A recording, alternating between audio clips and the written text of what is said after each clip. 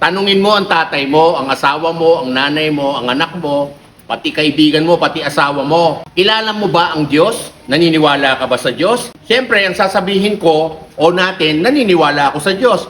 Pero ganito nangyari, mas gusto natin tignan yung larawan niya o kaya yung estatwa niya.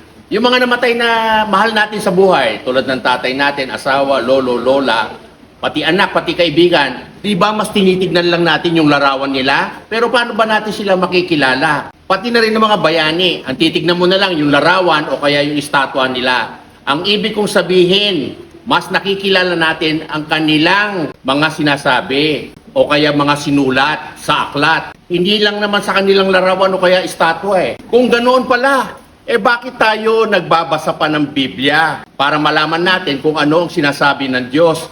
Kung nababasa naman natin ng Biblia, ito ba'y sinusunod natin?